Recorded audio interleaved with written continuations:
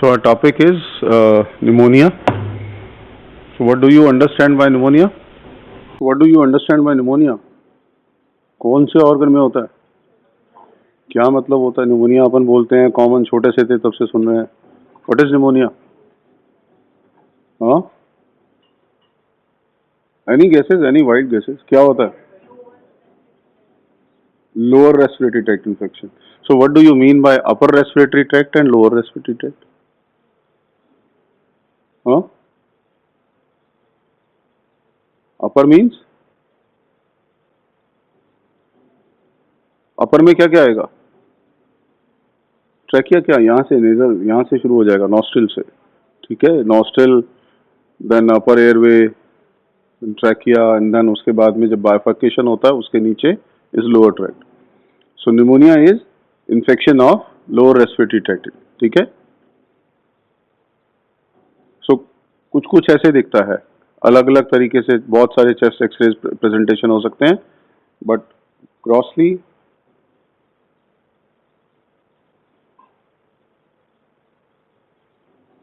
This is normal. ठीक है.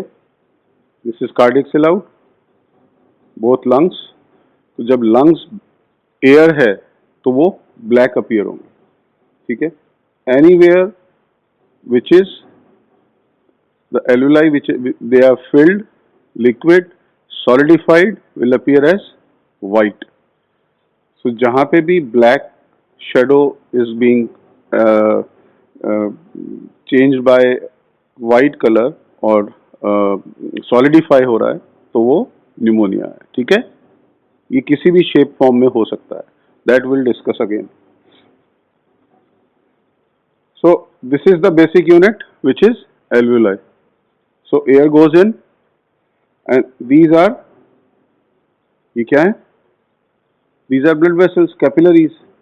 सो air got into alveoli, oxygen comes in, carbon dioxide goes out. So whenever this alveoli is filled with exudate or pus or fluid, the exchange of oxygen and carbon dioxide will become, आप इधर आ जाओ ना बीच में, आपको दिख रहा है? हाँ? So the exchange of oxygen and carbon dioxide will become difficult. So क्या होगा? निमोनिया वाले पेशेंट में क्या एक्सपेक्ट करेंगे हम? Shortness of breath is symptom, but अगर exchange of oxygen and carbon dioxide is being hampered, then saturation will fall and CO2 may rise. Okay, so this is the basic crux of pneumonia. अब हम बात करें pneumonia, तो what are the different types of pneumonia and what is the definition? Definition is inflammation with exudative solidification of the lung parenchyma, which is generally acute, but it may be chronic or it may be of different types. But inflammation with exudative solidification. What is exudate? ये तो पढ़ा है आप लोगों ने अभी. Exudate, transudate नहीं पढ़ा. Exudate, which is result of inflammation and contains pus cells, WBCs, neutrophils. That is exudate. Okay. And the term pneumonitis is synonymous, but is best avoided. So they are almost same, but pneumonitis is different. What is itis? Inflammation. Okay. So pneumonia is exudative solidification. So they are almost synonymous, but they are not interchangeable. So what are different type of pneumonias? We can classify pneumonias by site, by etiology, and by mode of acquiring pneumonia. By site basic जो unit है वो lung का क्या है? Alveoli. So alveolar और air space pneumonia और lobar pneumonia. Okay. Then interstitial pneumonia and bronchopneumonia. You have any idea about interstitium? What is interstitium? Structure, space और tissue in between alveoli is interstitium. So respiratory unit is alveoli and rest all is interstitium. और alveoli में air कैसे जाएगा? Bronchiole से, terminal bronchiole से. तो या तो एल्वुलाई इफेक्ट हो सकते हैं या उनके बीच का टिश्यू, ये एल्वुलाई है, इनके बीच का टिश्यू भी इफेक्ट हो सकता है. That is interstitial pneumonia. और जो रेस्पिरेटरी ट्यूब्यूल्स हैं अगर वो इफेक्टेड हैं तो ब्रोंकोन्यूमोनिया.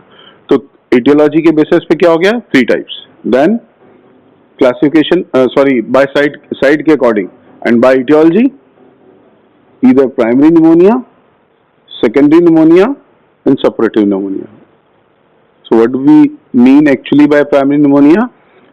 A normal patient getting infection by some bacteria or virus, that is a primary pneumonia. And secondary pneumonia, because of certain underlying condition, if we get affected, that is secondary pneumonia. Something is leading to pneumonia is secondary pneumonia. Okay. When pneumonia is not healing and some necrosis is happening, then that is necrotizing pneumonia. Okay. And classification by mode of acquiring pneumonia. Pneumonia can be acquired from community, from hospital, and pneumonia in immunocompromised host. So what actually means? Actually जो community से infection होगा, आप क्या, हाँ, late क्यों हो गए, क्या टाइम हो रहा है, कितने बजे क्लास थी फिर? सो कम्युनिटी एक्वायर्ड निमोनिया की क्या सिग्निफिकेंस है? Patient is getting infected in community, means वहां पे जो बैक्टीरिया और जो ऑर्गेनिज्म होंगे, they might not be that riskier, that might not be resistant to antibiotics. So community acquired की अलग organisms होंगे, hospital acquired के अलग organism होंगे, and organism which are affecting immunocompromised host will be different. So what is the importance of knowing this? Because we want to treat the patient, we want to give the antibiotic. If we can define that this patient is CAP or community acquired pneumonia, this patient is HAP, so there may be a difference of organism, so we need to give different medicines. So अगर हम classify इस तरीके से कर लेंगे तो हम patient को अलग तरीके से treat कर सकते हैं. So primary pneumonia, secondary pneumonia हो गया, and then by mode, community acquired, hospital acquired pneumonia in immunocompromised host, and healthcare associated pneumonia. So defining by site, alveolar or air space pneumonia or lobar pneumonias are inflammatory exudate that involves many contiguous alveoli. Many alveoli. तो क्या होगा, जो segmental boundaries है, they are not preserved. नहीं, but bronchi remain patent. तो क्या होगा, result is radiographic appearance of non-segmental consolidation with air bronchograms. मतलब कई सारे alveoli साथ simultaneously contiguous affect हो गए, तो एक क्या पिक्चर देगा, जैसा मैंने एक्सरे में दिखाया था, एक white patch which is not following the segmental boundaries. Lung में सेगमेंट्स होते हैं, उनको बाउंड्रीज को फॉलो नहीं करेगा, पूरा लोब इन्वॉल्व होगा. What is air bronchogram? This is bronchi which are patent, उसको एयर ब्रोंकोग्राम बोलते हैं. एयर कैसी दिखती है एक्सरे में? ब्लैक. तो क्या होगा, व्हाइट पैच के बीच में ब्लैक स्ट्रीक्स दिखेंगी. मतलब क्या है, ब्रोंकाई तो पेटेंट है, बट जो एल्वेलाई और जो contiguous alveoli हैं, they are affected, they are having exudate. So this is the picture of lobar pneumonia. Interstitial pneumonia, the inflammation is confined to the interalveolar septa. मैंने बताया alveolar के बीच के जो septa हैं उसमें होगा. तो कैसी पिक्चर आएगी? It will give you reticular pattern, जालीदार पैटर्न आएगा, रेटिकुलर पैटर्न आएगा. क्यों आएगा? बिकॉज alveoli affected नहीं है, बीच का जो मैश है वो इफेक्टेड है. ठीक है. और कौन से निमोनिया इंटरस्टिशियल निमोनिया करते हैं, कौन से ऑर्गेनिज्म करते हैं? They are mycoplasma, pneumocystis jirovecii and certain viruses. ठीक है, अभी तक ये क्लियर हो गया. Lobar pneumonia, interstitial pneumonia, and third is bronchopneumonia. What is bronchopneumonia? Inflammation is restricted to the conducting airways. जो एयर लेके जा रहे हैं ब्रोंक्यूल्स, उनमें इन्फ्लेमेशन है, especially terminal and respiratory bronchioles and the surrounding alveoli. So radiologically atelectasis may be present and air bronchograms are absent. आई समझ? क्योंकि यहाँ क्या हुआ था, इन्फ्लेमेशन हुई, म्यूकोजल स्वेलिंग हुई, तो जो एयर ब्रोंकोग्राम में दिखनी, ब्रोंकाई में दिखनी चाहिए, वो नहीं दिखेगी. And the typical example is staph pneumonia. तो कौन कौन से हुए by site? lobar, interstitial and bronchopneumonia. So primary pneumonia किससे मिलना है? पढ़ना है? 9 बजे क्यों नहीं आते हो? अब बंद कर दो, इसको बंद कर दो, अब बंद करके आओ, अब नहीं लेंगे. So primary pneumonia is common organism which affect pneumonia. They are Streptococcus pneumoniae, H. influenzae, and Moxarella catarrhalis and Staph aureus. They are the common organisms. Less common are Klebsiella pneumoniae, Streptococcus pyogenes, and Pseudomonas, and different viruses, which can be H1N1 and other coronaviruses and all. Okay? So they are primary pneumonias. So what are atypical pneumonias? Pneumonias caused by agents such as Mycoplasma, Legionella, Chlamydophila, and Coxiella. Few symptoms help in differentiating pneumonia caused by. Generally जो atypical bacteria से न्यूमोनियाज होते हैं उनमें extra pulmonary manifestations भी होते हैं. So a different symptomatology is there in atypical pneumonias. So secondary pneumonias, absence of any specific pathogenic organism in sputum and the presence of some pre-existing abnormality of respiratory system. So that's why they are secondary pneumonias. The pre-existing abnormality of respiratory system predisposes to the invasion of the lung by organism of low virulence. So what is the difference? Primary के अंदर high virulence का जाएगा, इसमें secondary में because patient is predisposed. So जो commensals हैं हमारे throat में respiratory system में of low virulence, they might also affect lower respiratory tract system. So organisms of low virulence derived from upper respiratory tract or oropharynx. Aspiration of pus from infected nasal sinuses. Inhalation of septic matter during tonsillectomy or dental extraction. They can also cause secondary pneumonias. Vomitus, patient aspirate कर गया, vomitus हुआ and lungs में चला गया. Aspiration of gastric content in cases of GERD, gastroesophageal reflux disease. In acute bronchitis, bronchiectasis and lung abscess, pus में भी carried into the alveoli. Ineffective coughing in cases of post-traumatic and post-operative, patient is under sedation, patient can aspirate. And partial bronchial obstruction because of tumor, because drainage proper नहीं होगा तो वो दूसरे lung में जाके infection कर सकता है. So necrotizing pneumonia is in most pneumonias, primary and secondary, with successful inactivation of the organism, complete resolution occurs and normal lung structure is restored. Usually complete restoration हो जाता है lung का, but in some cases complete healing does not occur. Here the prominent features are destruction of lung tissue by inflammation, abscess formation and subsequent development of fibrosis and bronchiectasis. समझ में आई नहीं आई? नहीं आई? बोलो नहीं आई तो. Usually exudate हुआ, inflammation हुआ, cells आई, सेल्स को मैक्रोफेजेस ने क्लियर किया, the whole white patch get disappeared. That is a usual course of pneumonia. But in some cases जब वो कंट्रोल नहीं हुआ तो क्या होगा? एक्सेस पस फॉर्मेशन होगी, एब्सेस बनेगी और वहां पे नेक्रोसिस हो जाएगा. नेक्रोसिस क्या होता है? ये तो तुम लोगों ने पैथो में पढ़ा है. क्या होता है? Dead cells. तो अगर वो पूरा क्लियर नहीं हो पाएगा तो वो नेक्रोटाइजिंग और सपरेटिव न्यूमोनिया हो गया. ठीक है. And causative organisms include staph aureus, klebsiella pneumonia and occasionally H influenza and streptococcus pneumonia. अभी आप नोट्स कुछ भी मत लो, आपकी बुक में ये सब दिया हुआ है.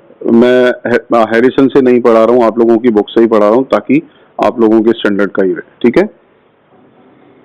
So we are coming now to CAP or community acquired pneumonia.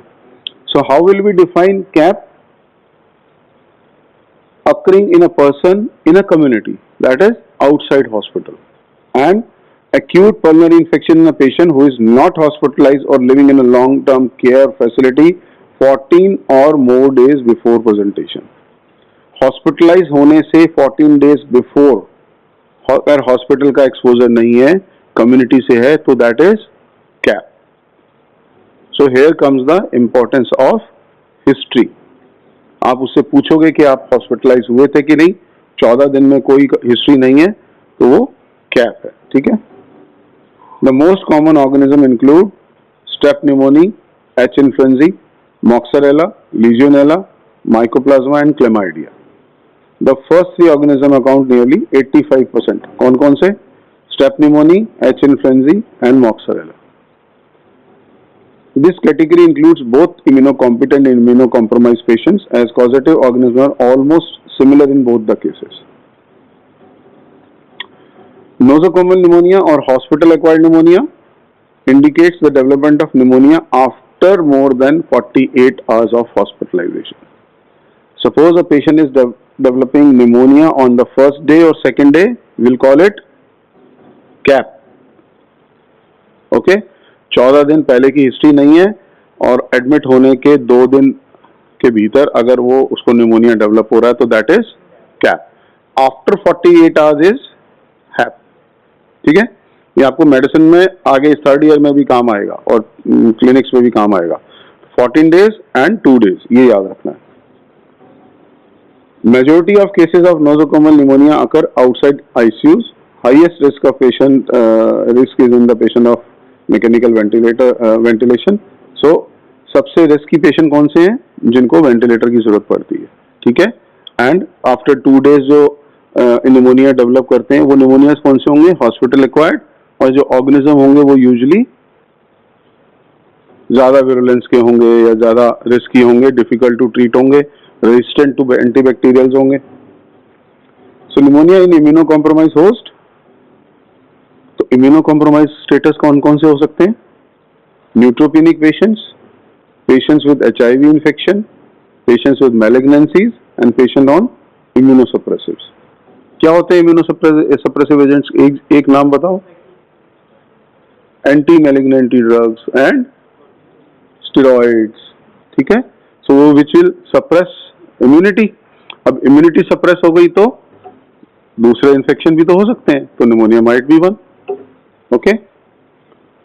May be caused by classical organisms, जो अभी अपन ने स्टेप, एच इन्फ्लुएंजा और मोक्सेरेला की बात करी. और एटिपिकल ऑर्गेनिज्म कौन कौन से थे? माइकोप्लाज्मा, हाँ, लीजियोनेला. ठीक है. Then M tuberculosis, mycobacterium tuberculosis and pneumocystis jirovecii. Symptoms are usually more than the signs. Immunocompromise patients में जनरली आपको ज्यादा साइन नहीं मिलेंगे. Sign means a patient coming to you with history of pneumonia or cough might not be having fever because he is immunocompromised. Fever क्या होता है? Alarming sign है body का, आपको डॉक्टर को बताने के लिए कि some fight is going on in the body. तो फीवर आ रहा है, सिम्टम्स हो रहे हैं, ज्यादा आ रहे हैं, साइंस आ रहे हैं. तो इम्यूनोकॉम्प्रोमाइज पेशेंट की में ज्यादा साइन सिम्टम नहीं मिलेंगे, क्योंकि वो आप जो एल्डरली पेशेंट्स होंगे, घर वाले आपके पास में आएंगे कि सर 3 दिन से कुछ खा पी नहीं रहे, सो रहे हैं, बुखार, बोले बुखार तो नहीं है, तो ज्यादा साइन सिम्टम नहीं मिलेंगे. But when you will work up, investigate, you will find that this patient is having pneumonia. Elderly patients भी तो इम्यूनो कॉम्प्रोमाइज होते हैं. ठीक है. सो this is health care associated pneumonia. I will not go into this. Pathological stages of development of pneumonia. There are 4 stages: stage of congestion, red hepatization, gray hepatization and resolution. Just congestion of the vessels without alveolar exudation is congestion and fine cracks may be heard. First time जब outdoor में patient को देखते हैं बहुत fine craps होते हैं. That is a phase of congestion. Congestion of vessels but without exudation. Stage of red hepatization, intra-alveolar exudation, especially with RBCs. Tubular bronchial breathing heard. Do you know what is tubular bronchial breathing? No? Okay, चलेगा. Second MBBS में चलेगा, but third में पढ़ना पड़ेगा आपको. What other type of breathing is there? Tubular and bronchial. So third is the stage of gray hepatization. Exudation is mainly of WBCs with minimal RBCs and tubular bronchial breathing heart. And then comes the last stage of resolution. Exudate is absorbed, removed by macrophages and proteolytic enzymes. Coarse crepitations heard. Coarse crepitations क्यों होगा? क्योंकि वो जो solidification हुआ था वो absorb हो रहा है, बीच बीच में एयर है, तो जब एयर पॉकेट्स में जाएगी तो कोर्स क्रैप्स अभी आप लोगों ने नहीं सुने होंगे, अब थर्ड में आप जाओगे तो आपको पता चलेगा क्रैप्स क्या होते हैं. सो कैप अगर सिम्टोमेटोलॉजी की बात करें, high fever with chills, central symptoms headaches, loss of appetite, mood swings, skin clumsiness and blueness. Blueness क्यों? साइनोसिस क्यों होती है? Hypoxia. Then low blood pressure. Low blood pressure क्यों? एक तो patient is running high grade fever, so he will sweat. He may be drowsy. He will not take much. Then patient will go into sepsis, peripheral vasodilation. BP will fall. So जितना severity होगी उतना BP low होगा. So you have to admit those patients. I'll go, I think, in next lecture the indications for hospitalization. This lecture will be of, I think, 2 or 3 classes. Then lungs, cough with sputum or phlegm, shortness of breath, pleuritic chest pain. What is pleuritic chest pain? Pleuritic. कितनी pleura होते हैं? कौन कौन से? Parietal and visceral. तो जब infection lung से pleura में चला जाएगा तो क्या है कि जब हम इनहेल करते हैं क्या होता है, दोनों प्लूरा के बीच में नेगेटिव प्रेशर, लंग एक्सपेंड होता है, दोनों प्लूरा आपस में रब करते हैं. When inflammation, pleuritis will be there, then patient will tell you that whenever I take a deep breath, सब मुझे बहुत जोर से पेन होता है. ठीक है, that is catch of breath, that is a pleuritic chest pain indication. Then hemoptysis may be there. ठीक है, gastritis, nausea, vomiting. Certain pneumonias will also cause joint pains. कौन से? अभी आएंगे. Then fatigue, muscular pains, aches, this might be also there. So what are the different clinical features? Sudden onset of rigors followed by fever, pleuritic chest pain, cough productive of prurient sputum and hemoptysis. These symptoms may be absent in elderly who may present with confusion. अभी मैंने जैसे आपको बताया था, है ना? Patient with atypical pneumonia may have a dry cough. Sputum हो सकता है नहीं भी हो, जब प्रोडक्शन अगर exudate ज़्यादा नहीं है. These patients often have extrapulmonary features like myalgias, arthralgias, headache, mental confusion, abdominal pain and diarrhea. Hemoptysis is uncommon in atypical community acquired pneumonia. Approximately 80% are febrile. This finding is frequently absent in elderly patients. Respiratory rate is usually high, may be the most sensitive sign in the elderly. ठीक है ना? Patient अब लंबी लंबी सांस ले रहा है तो actually you have to read between the lines. Attendant जो आपको हिस्ट्री दे रहे हैं उसमें आपको इंटरप्रेट करना पड़ेगा. You will develop this skills while you go to third MBBS and higher. Tachycardia is common. Why tachycardia?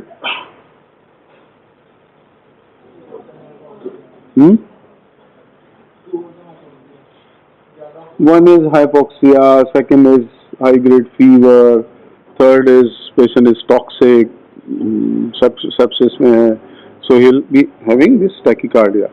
However, relative bradycardia is a typical feature of Legionnaire disease. This is MCQ question. ठीक है ना? Relative bradycardia in Legionnaire. Chest examination reveals cracks in the involved area.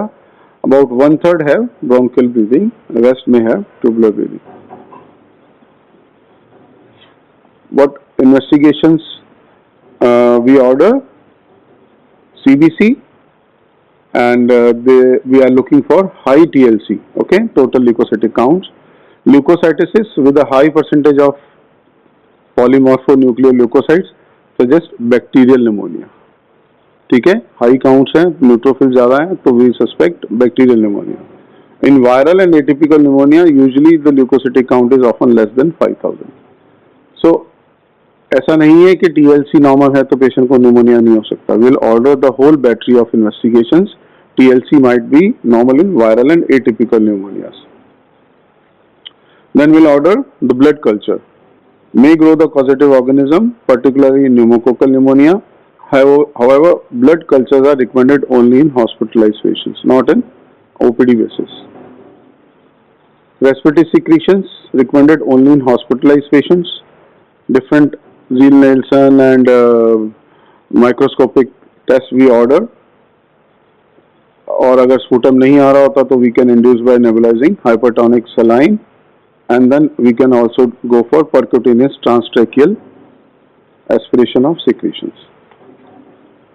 We can order fiber optic bronchoscopy with bronchoalveolar lavage and brushings if sputum is not there, with the help of endoscope. And then needle aspiration. We can order certain serological and antigen detection test in urine and serum in cases of pneumococcal pneumonia, mycoplasma, chlamydia, legionella and certain viral infections. We can order radiological studies like chest x-ray and CT scans. Okay. Should I ask you what different things you suspect when you see a patient's x-ray like that white patch? और क्या चीजें हो सकती हैं pneumonia के अलावा? X ray में white patch आया तो और क्या डिफरेंशियल डायग्नोसिस आप सोचोगे? लंग में और कौन कौन सी डिजीजेस पढ़ी हैं पैथोलॉजी में आपने? कोई मैलिग्नेंसी हो सकती है? लंग मैलिग्नेंसी पढ़ी है पैथो में? तो पैथो नहीं पढ़ी क्या आप लोगों ने? अभी पढ़ी नहीं, जनरल चल रहा है अभी. ठीक है, इसीलिए मैंने बोला should I ask you not, because lung में मैलिग्नेंसी हो सकती है, लंग में इंफार्क्ट हो सकता है, प्लूरल इफ्यूजन हो सकता है. ये सारी चीजें जो हैं they will give you a white patch like pattern in chest x-ray which can confuse you. Hello hello, नहीं मैं तो अभी क्लास में हूँ, बात करता हूँ. So they all can give a picture of white patch-like appearance in chest X-ray and may confuse you. Okay.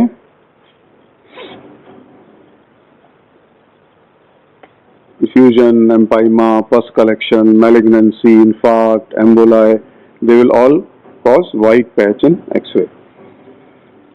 So we can go for saturation checking. Okay, oxygen saturation using a pulse oximeter in patients who are to be managed on outpatient basis. So ABG analysis. The PaO2 and PCO2 and H-ion concentration levels are important management of seriously ill patients. I'll not go into details, but remember जो first slide में मैंने आपको बताया था, oxygen क्या हो सकता है? Hypoxia and hypercarbia, retention of CO2. A basic simple चीज. तो arterial blood gas analysis is we take out blood from artery and process in a machine which gives you a pH, oxygen concentration and carbon dioxide concentration with bicarb and certain other parameters. But things to remember is that if CO2 goes high, CO2 will cause acidosis. तो pH क्या होगा? Will fall. ठीक है? If acidosis is there in ABG, that is a ominous sign. Then certain pneumonias can cause hyponatremia, elevated liver enzymes and microscopic hematuria. That may occur in Legionnaire disease. और पहले क्या बताया था? एक चीज और क्या बताई थी? Relative bradycardia. CRP और procalcitonin में भी high. CRP क्या होता है? C-reactive protein is an inflammatory marker. Like ESR होता है? Is like ESR and it's an inflammatory marker. Procalcitonin अभी रहने दीजिए. So what are the different complications of pneumonia? Pneumonia can cause effusion. Why effusion? Effusion क्या होता है? What is pleural effusion?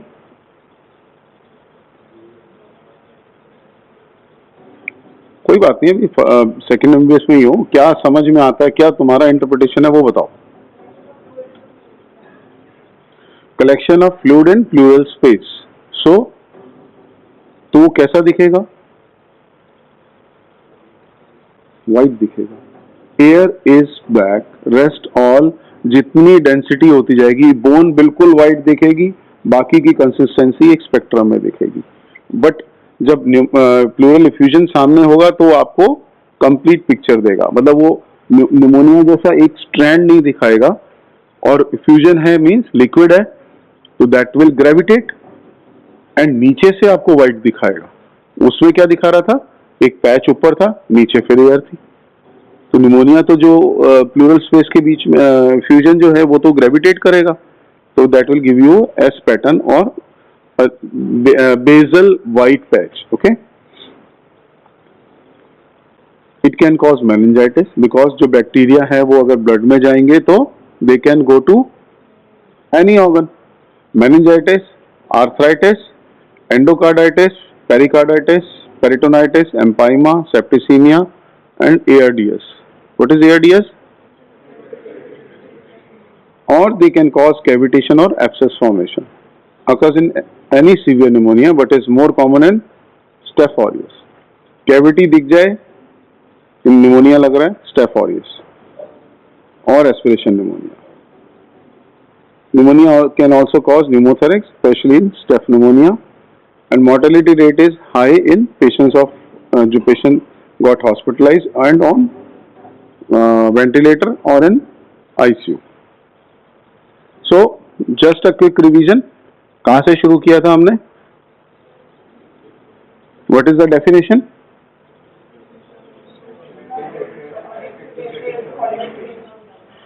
ठीक है, then classification 3 बेसिस पे कैसे किया था? Site, aetiology and mode of acquiring. Site कौन कौन सी 3 थी? Alveoli, interstitial and broncho. और सेकंड क्या था? इटियोलॉजी। कौन कौन से थे? Primary, secondary, separated. Then mode of acquiring कौन कौन से? कॉमन रिक्वायर कितने दिन पहले की हिस्ट्री थी? 14। एंड हॉस्पिटलाइज के बाद एक तो कैप हो गया, दूसरा हैप और तीसरा immunocompromise. Then next slide क्या थी? इन्हीं का एक्सप्लेनेशन था, ठीक है। और फिर क्या था? Investigations. Clinical features, clinical features सबको समझ में आ गए? फीवर से स्टार्ट होकर के किन पेशेंट्स में क्लिनिकल फीचर्स ज्यादा नहीं होंगे, साइन सिम्टम ज्यादा नहीं होंगे? इम्यूनो कॉम्प्रोमाइज एंड एल्डरली, ठीक है। एंड थर्ड चीज अपन क्या थे? इन्वेस्टिगेशंस। यूजुअली क्या होगा? काउंट्स बढ़े हुए होंगे बैक्टीरियल में, वायरल और एटिपिकल में ज्यादा नहीं होंगे, ठीक है। देन कल्चर में भी positive, secretions we can take out, pleural effusion we can take out for workup, and then we can do a whole sophisticated test. Good test is, the best test is radiography, okay, chest x-ray and CT if required. CT कब करते हैं? जब कुछ confusion होता है कि pneumonia कैसा है, निमोनिया है या कोई SOL है। SOL बोलते हैं स्पेस ऑक्यूपाइंग लीजन, कोई मैलिग्नेंसी तो नहीं है, तो उसको डिफरेंशिएट करने के लिए CT कर लेते हैं। Then ABG, then atypical presentation of certain pneumonias which can cause arthritis, hyponatremia and relative bradycardia like Legionnaire. Then pneumonia can cause pleural effusion, cavitation, pneumothorax. Okay.